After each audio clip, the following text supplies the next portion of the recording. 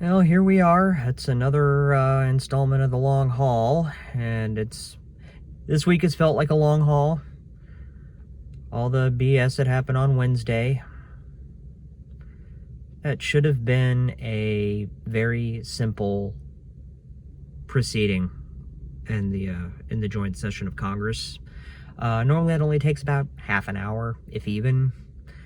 And as far as I know, not in my lifetime at least, and I'm coming up on 45, but there has never been a riot in Washington, D.C.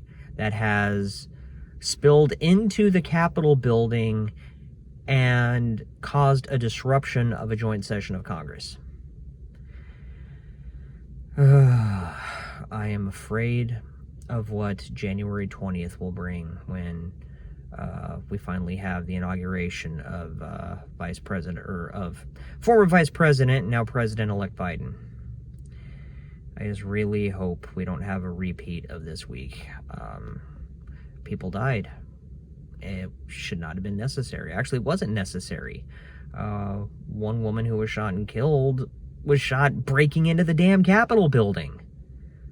I know people are treating her like she was some kind of patriot or hero, and I don't know.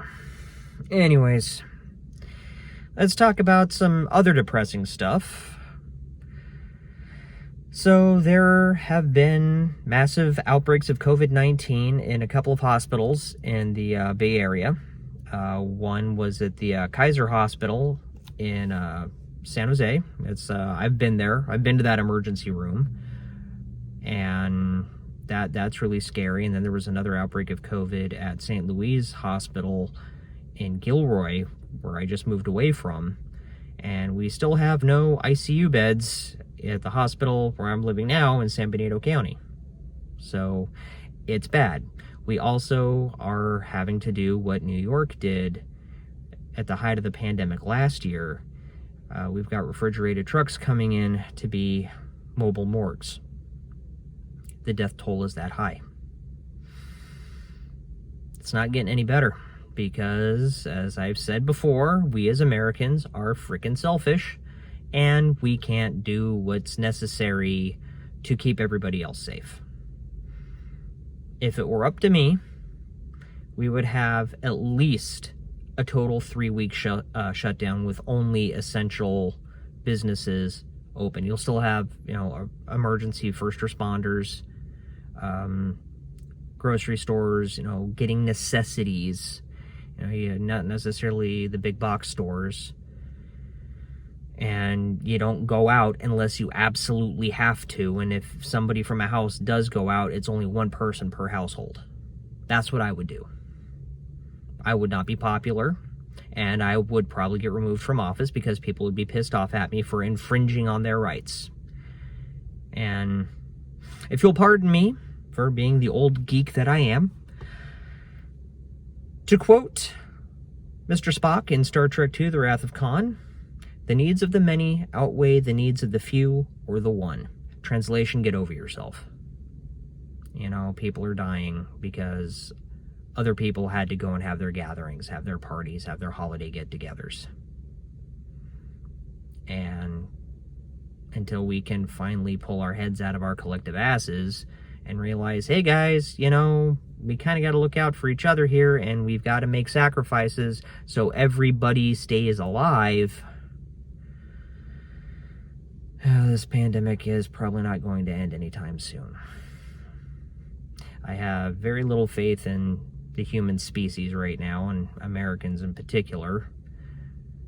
Look at what happened this week.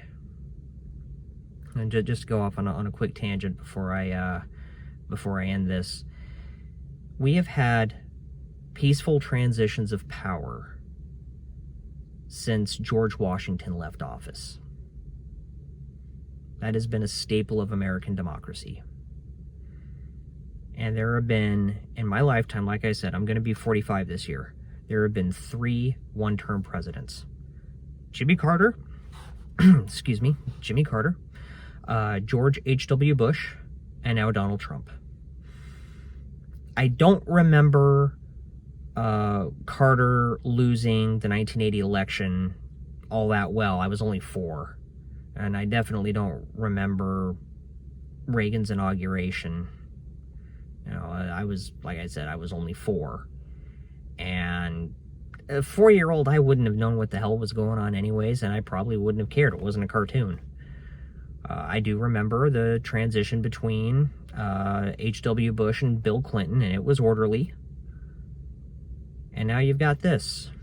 You've got a grown man, a 74-year-old man, throwing a temper tantrum like a spoiled child and inciting violence. That's what happened here on Wednesday. And it's scary as hell. So,